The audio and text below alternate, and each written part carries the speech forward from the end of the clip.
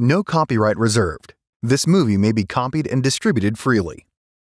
Our work at Palestra Media is made possible by your donations. If you like what we do, please feel free to donate.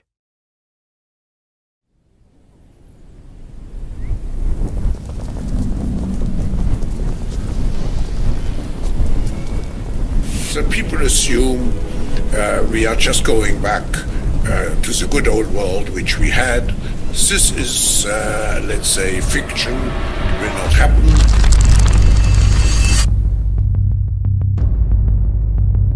Now is the historical moment, the time, not only to fight severe virus, but to shape the system.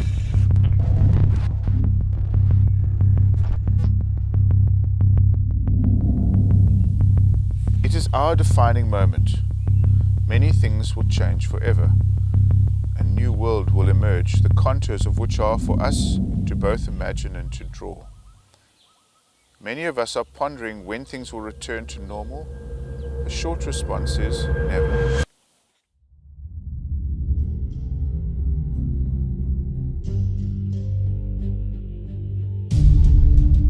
The documentary Monopoly, Who Owns the World, highlighted an interesting aspect of the owner structure of the world's largest companies. There are several holding giants whose business model is to invest in other companies, which hold enormous shares and influence over all our publicly traded companies. They own everything, from big tech and food industry to everything else being manufactured and marketed. BlackRock and Vanguard are the largest of these holding giants. They control assets in every sector worth owning, and their shares are publicly visible in sources like Yahoo Finance. These holding giants are not just owners of global enterprises. They own complete industries and even seemingly competing companies, such as Coca-Cola and Pepsi. And maybe more relevant in this age, the whole pharmaceutical industry, including vaccine manufacturers Pfizer and Moderna. BlackRock and Vanguard are also major owners of other holding giants in international big finance, like Goldman Sachs and JP Morgan, who in turn also influence the companies in their respective portfolios. If anyone talks about big finance, these are the ones they mean. It is a nested ownership which lays the groundwork for a well-hidden dominance, where on the surface it looks like there is a myriad of competing businesses with different types of conflicting interests, when in fact, there is a monopoly-like ownership structure where BlackRock and Vanguard win regardless of which service is selected or what product is consumed. They are so large that concerns have been raised in American business sectors that at the current pace, there will be no meaningful shareholder meetings by 2040, because BlackRock and Vanguard will completely dominate all publicly traded companies. It's like playing a game of Monopoly, where one player already owns everything. How does this sort of power concentration affect our society? Imagine if somebody has unlimited money and controlled the world's richest companies. Is there anything or anyone they couldn't influence? BlackRock and Vanguard work actively with corporate governance to steer their companies in a more politicized direction, with, for example, diversity targets based on ethnicity and sex. In Sweden, parts of the Swedish business sector have highlighted how the holding giants interfere with the operations and demand more widespread implementation of diversity in corporate boards as well as the companies at large. BlackRock är en av Stockholmsbörsens största ägare och har varit tydliga med att man vill se mer mångfald i svenska bolagsstyrelser, bland annat vad gäller styrelseledamöters etniska bakgrund. Men nu får det jättelika amerikanska fondbolaget svidande kritik från AMF och Lannebo som menar att BlackRock inte förstår hur svensk bolagsstyrning fungerar och att det kan få förödande konsekvenser. Den här utvecklingen har gått fort och det är väldigt få som är faktiskt medvetna om att idag är BlackRock och deras kollega Vanguard tillsammans är de faktiskt den svenska börsens absolut största ägare. Amra Balik, Manager of Corporate Governance in Europe at BlackRock. Just like all companies that we have invested our customers' capital in, we hold Swedish companies responsible to make progress in diversity. It happens within the bounds of corporate governance and newly published guidelines for voting. Balik clarifies. Our reinforced focus on ethnic and gender diversity in corporate boards occurs in light of our possibility to act by voting against boards which do not show diversity in 2022. BlackRock is the largest shareholder of the Stockholm stock market, and the corporate governance strategy is working. Swedish flagship companies like Ericsson were listed among the best workplaces for LGBTQ+ people. Investor is the second largest shareholder of the Stockholm stock market. But keep in mind that BlackRock and Vanguard are the biggest owners of Investor, after the Wallenberg family. Investor, like other holding companies, which BlackRock and Vanguard have a stake in, work actively to push the companies they own in the same sort of diversity direction. Their target is that by 2030, all companies within the investor sphere shall actively promote diversity of all dimensions.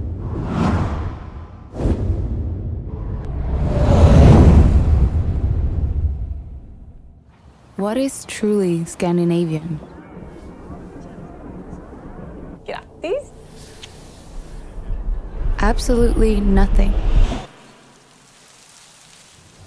Vi har fokuserat på intersektionaliteten och utmanar maktordningen. There is no such thing. We're no better than our Viking ancestors.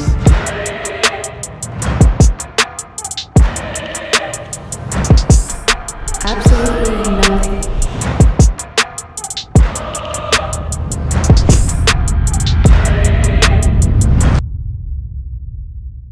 This, of course, has an impact. The owners don't only want to affect the company culture, but also affect society. Migration, diversity, and multiculturalism dissolve the borders, the national identity, and the local culture. There is no longer a clear us, and that facilitates the globalist agenda to which independent nations are an obstacle. They have divided to conquer. Simultaneously, globalists work to push climate alarmism. The climate issue is an international threat, which makes it easy to promote international solutions, meaning more globalism and supranationalism, where we give away more of our autonomy by being whipped into a frenzied fear of climate threat. Those who question and resist this agenda are demonized as climate deniers and for spreading disinformation and fake news by the mass media largely owned by the same international holding companies, the same ones being criticized. This can make it sound very scripted, even though they on the surface appear to be competing news agencies. But we are concerned about the prevalent trend of irresponsible, one-sided news stories plaguing our country. The sharing of biased and false news has become all too common on social media. More alarming, some media outlets publish these same fake stories without checking facts first. The sharing of biased and false news has become all too common on social media. More alarming, some media outlets publish these stories simply aren't true without checking facts first. Unfortunately, some members of the media use their platforms to push their own personal bias and agenda to control exactly what people think. And this is extremely dangerous to our democracy. This is extremely dangerous to our democracy. This is extremely dangerous to our democracy. This is extremely dangerous to our democracy. This is extremely dangerous to our democracy. This is extremely dangerous to our democracy. This is extremely dangerous to our democracy. This is extremely dangerous to our democracy. This is extremely dangerous to our democracy. This is extremely dangerous to our democracy. Amazon has transformed its operations in response to COVID-19 to protect employees and keep packages flowing. The company is keeping its employees safe and healthy while still delivering those packages to your doorstep. The company is keeping its employees safe. The company is keeping its employees safe. Millions of Americans staying at home are relying on Amazon. The only way to be praised by the mainstream media is to play along with the globalist agenda. If you want to be a respected citizen and not be smeared, if you want to make any career worth the name, there are certain things you must not oppose. If you don't pay lip service to the diversity targets as well as the climate goals, it will be impossible to climb the corporate ladder at any company on the stock market. The global big finance affects national as well as the international politics through their media ownership and through politicization of all their companies. But they also use other platforms to reach into the political elite. One such platform is the Bilderberg Group. Top politicians are called to yearly meetings with the financial elite, all kept very hush-hush. Ser du ett problem med att man som folkvald politiker deltar i slutna sällskap där allmänheten inte har insyn i vad som ställs på programmet? Nej, det ser jag inte. Så det är inget demokratiproblem att folkvalda politiker deltar i bildvärmemötet till exempel som du har gjort? Nej. Vi har till exempel riksdagens utskott stängda de också till exempel. Så att vi har ju mycket sånt. Svenska regeringens sammanträde är också slutna, de är inte öppna för allmänheten. A few families dominate this sphere, such as the Rothschilds and the Rockefellers. From Sweden, the Wallenbergs, with Marcus Wallenberg in the steering committee of the Bilderberg Group. This is how Bilderberg member David Rockefeller expressed himself in his memoirs. Some even believe we are part of a secret cabal working against the best interests of the United States, characterizing my family and me as internationalists and of conspiring with others around the world to build a more integrated global political and economic structure. One world, if you will. If that's the charge, I stand guilty and I am proud of it. The nation-state stands in the way of global big finance's vision of a borderless world under their direct influence. The same criticism against the nation also comes from a different platform, which also aims to bring together the global finance elite with our political representatives. World Economic Forum is a membership organization for global big finance, which aims to further its members' interests by being a platform which intersects all areas of society, so that the members reach politicians, intellectuals and other leaders to shape the global agenda. Companies do pay to come here. They pay a lot actually, but when it comes to civil society, scholars, scientists, activists and the media, they come for free. Because healthy economies are about a lot more than big business. And we need diverse voices to make sure all sectors of society are involved in decision-making. Klaus Schwab is chairman of the World Economic Forum and launched the concept of the Great Reset, which amounts to a total global social and economic restart in connection to the COVID pandemic. Klaus Schwab writes in his book with the same name, COVID-19, The Great Reset. At first glance, the pandemic and the environment might seem to be only distantly related cousins, but they are much closer and more intertwined than we think. They are global in nature and therefore can only be properly addressed in a globally coordinated fashion. The constantly recurring problem painted by Schwab is the absence of global governance. It is through focusing on and exaggerating borderless threats and creating fear of these threats which makes us hand over our autonomy. Their goal is that we will no longer be national citizens in different countries, but global citizens under global governance. It is not out of the question the reason the World Economic Forum did not launch the Great Reset in connection to the climate hysteria was that we were never afraid enough to agree to the coercive measures required by this big reset. However, they did succeed in fanning the fear needed during COVID-19, making COVID-19 a possible pretext for the Great Reset. Some leaders and decision makers who were already at the forefront of the fight against climate change may want to take advantage of the shock inflicted by the pandemic to implement long-lasting and wider environmental changes. They will, in effect, make good use of the pandemic by not letting the crisis go to waste. Now is the historical moment, the time. This pandemic has provided an opportunity for a reset. It is an opportunity we have never had before and may never have again. We must not miss this unique window of opportunity. Unlike the Bilderberg Group, World Economic Forum is a more open platform where the agenda is being promoted externally. For them, it's about controlling the narrative. They need to be in control of the story being presented to the people of the world. We are here to develop the great narrative, a story for the future. We will look how we imagine, how we decide, how we execute the great narratives, how we define the story of our world for the future. The narrative is that COVID-19 is a gigantic window of opportunity to implement the Great Reset. It is not about exiting the pandemic into what we would consider normal, but creating a new normal, which starts with this reset. Thereby, the measures taken with restrictions, lockdowns, and vaccine passports are not to be seen as an exit strategy from the pandemic, but as an entry strategy into a new normal, dramatically different to what was before. The pandemic gives us this chance. It represents a rare but narrow window of opportunity to reflect, reimagine, and reset our world. Really to create a great narrative for humankind.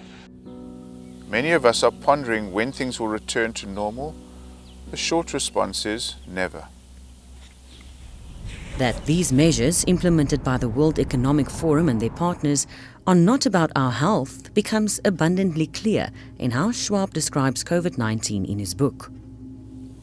The corona crisis is one of the least deadly pandemics the world has experienced over the last 2,000 years. The consequences of COVID-19 in terms of health and mortality will be mild compared to previous pandemics. It does not constitute an existential threat or a shock that will leave its imprint on the world's population for decades. Something that will have an imprint on the people of the world within the foreseeable future, however, are the permanent changes that the World Economic Forum want to implement.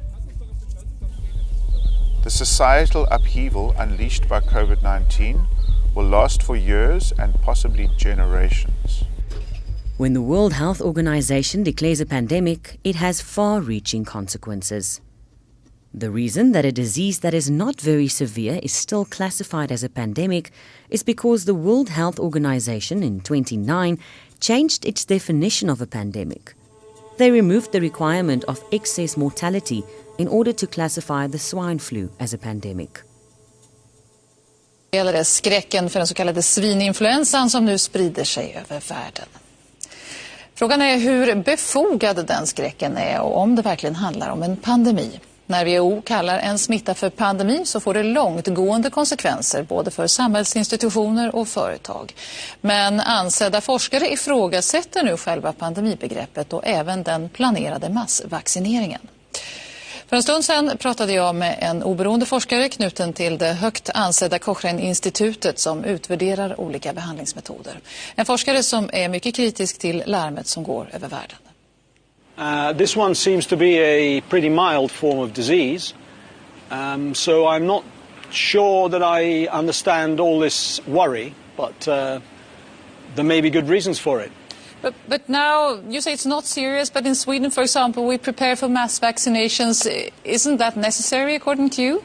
Vaccination in a pandemic, or so-called pandemic vaccines, well, we never know whether they'll work, because, of course, there is no target virus to test the vaccine against, usually. Pandemic vaccines and other vaccines are registered before the virus is around. And so it's a gamble whether these vaccines will work.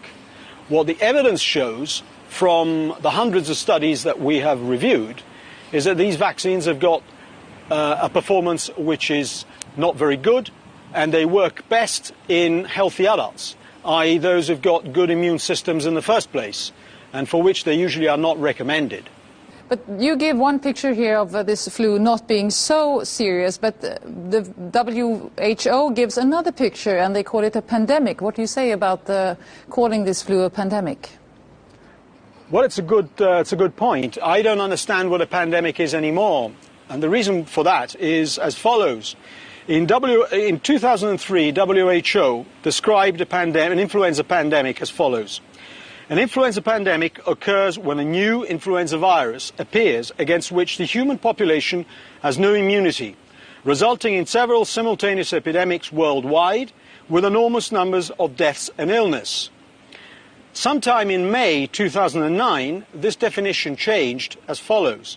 An influenza pandemic may occur when a new influenza virus appears against which the human population has no immunity. In other words, what they've done is they've taken out the part that referred to simultaneous outbreaks, high morbidity, that's a very high number of severe cases, and mortality. So now this definition, this 2009 definition, could very well fit seasonal influenza. So I don't understand what the difference is anymore. But who is gaining this from this altered definition of a pandemic? Oh, the new definition lowers the threshold. It makes a pandemic now and possibly a pandemic going on for some time. And it obviously favors those who have to sell products, including research, of course. Let's not forget. And the media, as well as the pharmaceutical industry. On Friday, I announced that Canada will provide $440 million to the COVID-19 Vaccine Global Access Facility, including $220 million to the Advanced Market Commitment to help low and middle-income countries access vaccines. This is an important initiative, and I encourage other governments to join in as well. We need to work together. What did Pfizer do before COVID, Meg? Add that up, the vaccine and the Paxlovid, what does that add up to? Is that $50 billion? Yeah, 32 plus 22. Are you kidding me? That's a lot of money. And you said 99 total. Yeah, 98 to 102 is their forecast for the year. It's actually really straightforward. If you've got a vaccine pass, you can do everything. Basically, that's it. How we can encourage and potentially think about mandatory vaccination. Get as many people vaccinated across the country as humanly possible. Därför vill jag också inskärpa allvaret hos dig som ännu inte är vaccinerad. For unvaccinated, we are looking at a winter of severe illness and death for unvaccinated. For the unvaccinated, you're looking at a winter of severe illness and death. For yourselves, your families, and the hospitals you may soon overwhelm. If you are anti-mandate, you are absolutely anti-vax. I don't care what your personal vaccination status is. If you support, champion, give a green light, give comfort to, support anybody who argues against the vaccine, you are an anti-vaxxer. Absolutely. Your personal vaccination status is utterly irrelevant. And if you are out there in any way, shape or form campaigning against this mandate, you are absolutely anti-vax. If you say pro-persuasion, stuff it, shove it. We are absolutely going to make sure as many Territorians as possible are vaccinated. That is our best protection against this thing. You're going to be able to get your vaccine as soon as you turn 5. And I know you're excited and I know you're eager. In some places across the country, you can even start making your appointment now for shortly after your birth. This is not about freedom or personal choice. If your child is 5 years of age and older, please get them vaccinated. We need to protect the children. 50 million planned doses scrapped after triggering false positive results for HIV. As in science, things don't always go right. It's certainly a tough day for the team. The UQ vaccine applied a molecular clamp closing the coronavirus spikes using an HIV protein which falsely triggered infection markers. Vaccine expert Professor Nikolai Petrovsky says he raised the alarm early. Our feeling was it was too experimental a technology to be rolled out. It isn't only the definitions of pandemic and anti-vaxxer which have changed. Even vaccine has been redefined. You're not going to get COVID if you have these vaccinations. Our data from the CDC today suggests, that vaccinated people do not carry the virus, don't get sick, and that it's not just in the clinical trials, but it's also in real-world data. Now we know that the vaccines work well enough that the virus stops with every vaccinated person. A vaccinated person gets exposed to the virus does not infect them. The virus cannot then use that person to go anywhere else. Vaccines prevent getting infected, prevent getting sick, prevent your hospitalization. This was the promise, which they failed to deliver, as the vaccinated could still spread the infection. Pfizer's CEO announced this January that they will make a new attempt, a vaccine 1.1, which will be released in March. And we know that the 2 doses of the vaccine offer very limited protection, if any. Now, we are working on a new version of our vaccine, the 1.1, let me put it that way, that will cover Omicron as well. And of course, we are waiting to have the final results. The vaccine will be ready in March. The CDC, the Public Health Agency of the United States, changed their definition of vaccine at the end of 2021. from being something that gave immunity to disease to instead being something that stimulates an immune system response to a disease. The WHO, in connection to COVID-19, changed their definition of herd immunity by removing the statement that herd immunity can be achieved through natural immunity after being exposed to the disease, to instead only being a consequence of vaccination. Herd immunity is achieved by protecting people from a virus, not by exposing them to it. These definitions have changed in order to manipulate reality. The largest funder of the WHO is Bill Gates. Gates is also closely connected to the World Economic Forum. With one hand, Gates receives tax breaks for the money he transfers to his Bill and Melinda Gates Foundation, which in turn can forward the tax-exempt money to the WHO. With the other hand, Gates invests in the pharmaceutical industry and vaccines. You've invested $10 billion in vaccinations over the last 2 decades, and you figured out the return on investment for that, and it kind of stunned me. Can you walk us through the math? But we feel there's been over a 20-to-1 return. So if you just look at the economic benefits, that's a pretty strong number compared to anything else. I think the numbers that you ran through were if you had put that money into an S&P 500 and reinvested the dividends, you'd come up with something like $17 billion, but you think it's $200 billion. Here, yeah. You know, helping young children live, get the right nutrition, contribute to their countries, that has a payback that goes beyond any typical financial return. Right. When the WHO declares a pandemic and urges the world to get vaccinated, it's Gates' best investment ever, all disguised as philanthropy. The large global companies have become incomprehensibly richer during the pandemic years. All while the pandemic measures have smashed the economy for the average citizen in the worst-hit countries.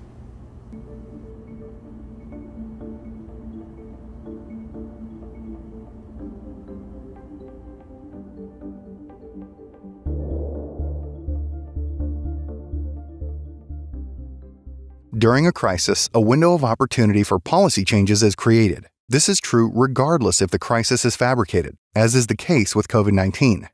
The whole crisis rests on the decision by WHO to declare a pandemic, but that wouldn't have happened before 2009.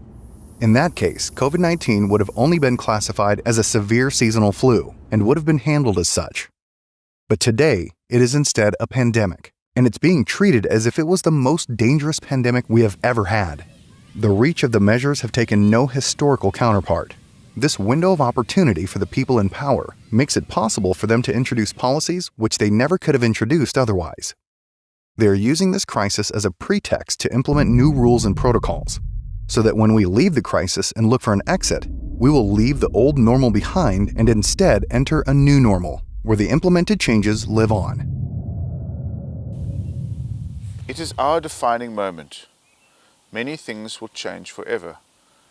A new world will emerge, the contours of which are for us to both imagine and to draw. The vision Schwab and the World Economic Forum have of how the Great Reset will reshape our world is so far-reaching, they have to compare it to the impact of World War II.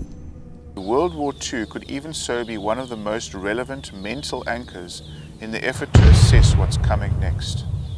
World War II was the quintessential transformational war, triggering not only fundamental changes to the global order and the global economy, but also entailing radical shifts in societal attitudes and beliefs that eventually paved the way for radically new policies and social contract provisions. The magnitude of their transformative power is comparable. Both have the potential to be a transformative crisis of previously unimaginable proportions. COVID-19 is used as a stepping stone to implement the largest and most extensive changes ever, having no historical counterpart, and the closest comparison is the global and social changes after World War II. It's a tremendous responsibility which we have. There is no other way. We have to live up to the expectations which we have created, and we will do so. The Great Reset means, according to the World Economic Forum, that we should build back better. The leading politicians that have implemented the harshest COVID restrictions are not just members of the World Economic Forum, but they have also been trained by them through their program, Young Global Leaders. What we are very proud of now is the young generation, like Prime Minister Trudeau, President of Argentina and so on, so that we penetrate the cabinets. So yesterday I was at a reception for Trudeau, and I know that half of this cabinet, or even more half of this cabinet, are for our actually young global leaders of the World Economic Forum. Chrystia Friedland is not just Trudeau's Deputy Prime Minister, she is also on the Board of Trustees, together with Klaus Schwab, in the World Economic Forum. I really believe COVID has created a window of political opportunity and maybe an epiphany. Wow. Yeah. Sorry. That's true in Argentina as well. It's true in Argentina, and it's true in France now. Mm-hmm. I'm here with the president, who is a young global leader. And they all use the centrally agreed catchphrase, Build Back Better, as part of the Great Reset. Build back better from the COVID crisis. Build it back better. To come back stronger and build back better. Build Canada back better. You know what Donald Trump will do with 4 more years? Blame, bully, and belittle. And you know what Joe Biden will do? Build back better. It's the beginning of a global mobilization effort to rally our forces behind this Great Reset initiative. Build back, and we're going to build back better. We can't just build back, we got to build back better. Now is the time to start building back better. History would look at this crisis as the great opportunity for reset. The Great Reset is a welcome recognition that this human tragedy must be a wake-up call. It is imperative that we reimagine, rebuild, redesign, reinvigorate, and rebalance our world. All elements of the Great Reset are fundamental to building the future we need. Sweden is ready to do its part. To build back better or whatever. Build back better. In this time of coronavirus. It's certainly a major crisis, but it also offers us a unique opportunity. Now is the time to make the changes we need to build a climate-resilient world, but also to build back better. The launch of the Great Reset was preceded by a long string of meetings and correspondence between World Economic Forum and our political leaders. The Dutch authorities have publicly disclosed parts of the correspondence between their Prime Minister, Finance Minister and Foreign Affairs Minister with Klaus Schwab and the World Economic Forum. Dear Minister, the discussions will focus on shaping policies for the post-COVID-19 era under the theme of the Great Reset. The Forum will work with your staff to ensure that your participation becomes a major force in shaping the Great Reset. I look forward to welcoming you in Davos. Klaus Schwab also sent his book, The Great Reset, to the Dutch Prime Minister, who replied that the book gives a hopeful analysis of a better future. Dear Professor Schwab, your book provides us a worrying, thus hopeful analysis for a better future. Mark Rutte, Prime Minister of the Netherlands, denied any knowledge of the Great Reset when confronted about it in the Dutch Parliament. Voorzitter, steeds meer mensen zien dat het een grote leugen is dat het huidige coronabeleid ertoe dient om onze volksgezondheid te beschermen.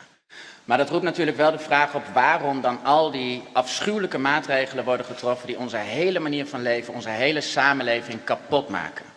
Nu zijn er een aantal invloedrijke globalisten die naar eigen zeggen de coronacrisis zien als een enorme kans om onze wereld te resetten en dus een pervers belang hebben om deze crisis nog even voor te laten duren. En een van deze globalisten is de heer Klaus Schwab, oprichter en voorzitter van het World Economic Forum. En hij heeft ook een boek geschreven met als pakkende titel COVID-19, The Great Reset. En mijn vraag aan de demissionair minister-president is: hoe beoordeelt hij de inhoud van dit boek? De minister-president.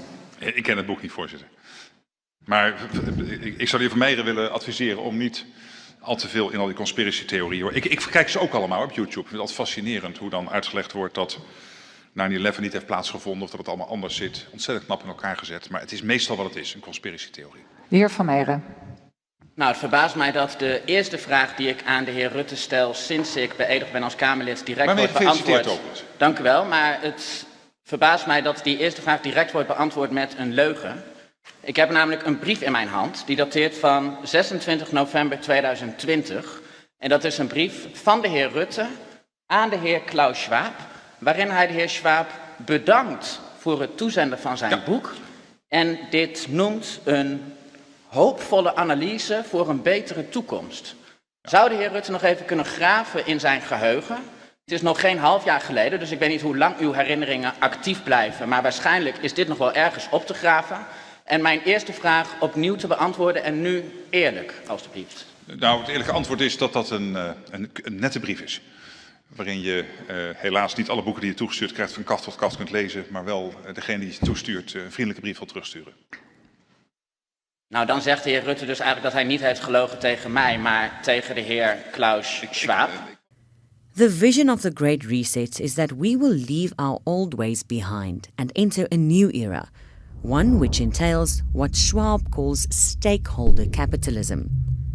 Stakeholder capitalism means that global companies should not only attend to their own business, but must also take a holistic responsibility for all parts of society, with an emphasis on social justice, no matter national borders. We've reached a human crisis unlike any that we've experienced in the last 75 years. Meaning one side has too much, the other side will oppose it. We've done a lot of things to create the imbalances that we have today. COVID-19 has laid bare the systemic social inequities. Addressing these larger problems must become our priority. We have to make sure that the economy actually works for the people. It's not just about growth for growth's sake, but how we share that prosperity. The most important tools are education and technology. We are one community. We have to remember that.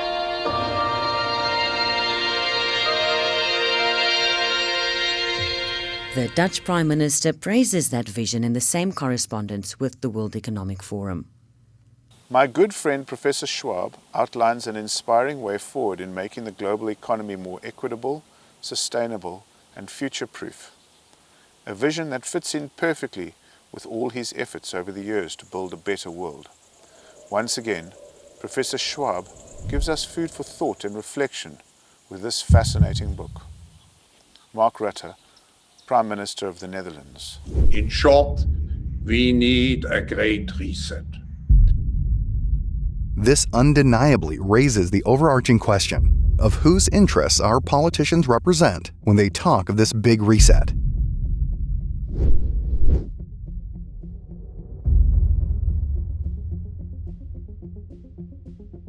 Hundratals miljarder av svenska skattemedel har under hans tid vid makten skänkts bort till internationella organisationer och andra stater. I många fall med oklara syften eller utan mätbar effekt. Nu när han lämnar posten som statsminister har han gjort klart att nästa steg i karriären blir utanför landets gränser. Kanske i någon av de organisationer han gett miljarder av svenska skattemedel. I vilken omfattning tror Stefan Löfven att hans givmildhet med våra skattemedel har krattat manegen för hans framtida karriär? Tack. Tack, statsministern. Tack, herr talman. Alltså den nivån på frågor är ju bara för bedrövlig. Vad vet du överhuvudtaget om detta? Jag kan säga till dig, jag har inga planer, konkreta planer vad jag ska göra. Jag tänker ta mig tid. Och jag betackar mig faktiskt också från sådana spekulationer. Jag tänker faktiskt inte ens besvara det. Det är för låg nivå. Ursäkta mig. All elements of the Great Reset are fundamental to building the future we need. Sweden is ready to do its part.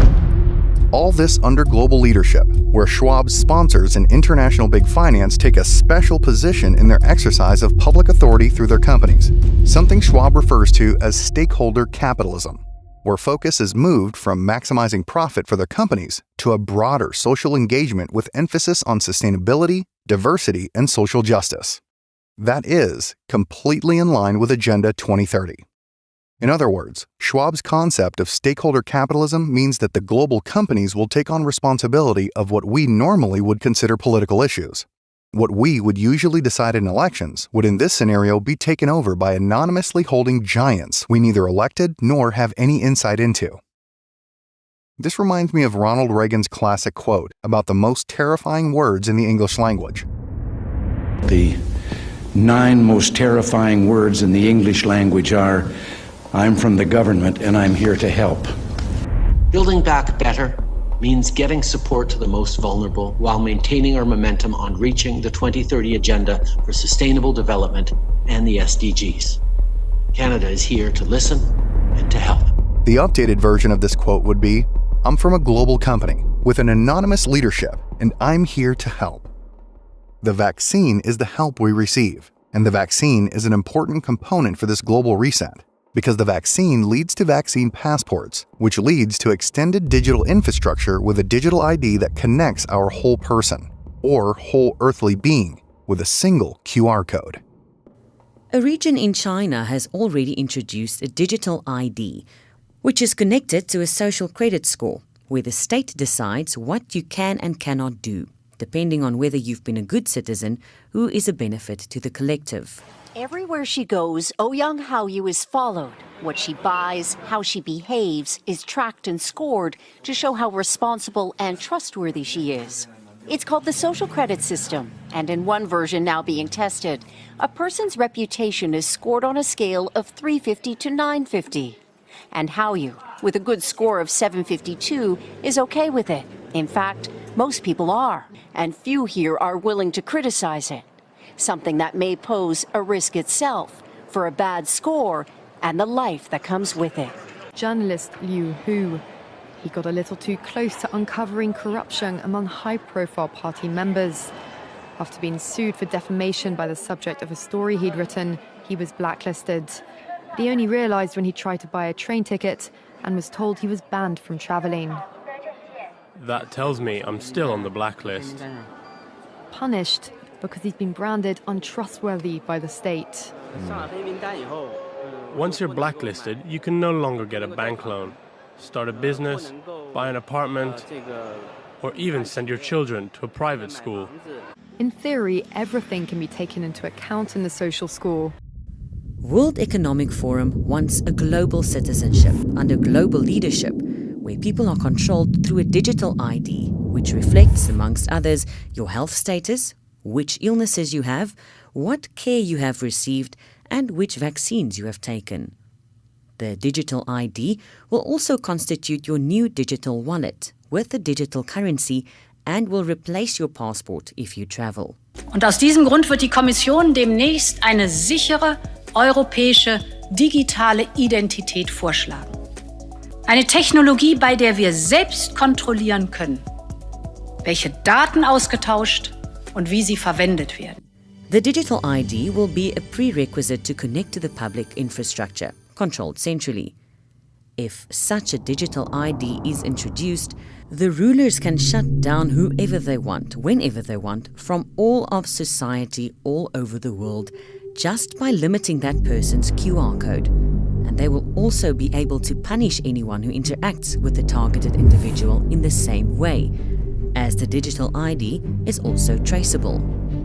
If they fail in introducing a digital ID in connection with the crisis, there are always new crises around the corner to justify the introduction of such a digital ID. For a potential cyber pandemic. The COVID-19 pandemic has shaken our economies and societies to the core and shown us how vulnerable we are to biological threats. In the digital world, similar risks are being overlooked right now. A cyber attack with COVID-like characteristics would spread faster and further than any biological virus. Its reproductive rate would be around 10 times greater than what we've experienced with the coronavirus. Fortunately, at least until now, cyber attacks have not impacted our health the way pandemics have, but the economic damages, and therefore the impact they have had on our daily lives, have been equal and sometimes even greater. You see, the only way to stop the exponential propagation of a COVID-like cyber threat is to fully disconnect the millions of vulnerable devices from one another and from the internet. All of this in a matter of days. To reconnect to the internet, A digital ID will be needed to ensure you are not carrying the virus, just like you needed a vaccine passport to reconnect to the social infrastructure during COVID. The COVID-19 crisis would be seen in this respect as a small disturbance in comparison to a major cyber attack. The measures we have seen with lockdowns and vaccine passports are not a strategy for our health, for these so-called solutions are worse than the disease.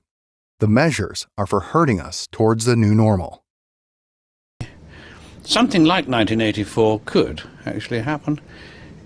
This is the direction the world is going in at the present time. Aujourd'hui, au bout de ça, on parle de puces qu'on pourra s'implanter. Ce sera quand ça? Certainement dans les 10 années à venir. Et après, on pourrait s'imaginer qu'on les implante dans nos cerveaux ou dans notre peau. Et à la fin, peut-être il y a une communication directe entre notre cerveau et le monde digital. Ce que nous voyons, c'est une sorte de fusion du monde physique, digital et biologique. There is no digital without chips. And the European need for chips will double in the next decade. I just would like to highlight what you said about the European Chips Act, because it's an important step to create the physical brain for digitalization and to have it located to a certain extent in Europe. And today, most of our supplies come from a handful of producers outside Europe. And this is a dependency and uncertainty we simply cannot afford. There will be no loyalty except loyalty to the party. But always there will be the intoxication of power. Always, at every moment, there will be the thrill of victory, the sensation of trampling on an enemy who is helpless. If you want a picture of the future, imagine a boot stamping on a human face forever. The moral to be drawn from this dangerous nightmare situation is a simple one. Don't let it happen. It depends on you.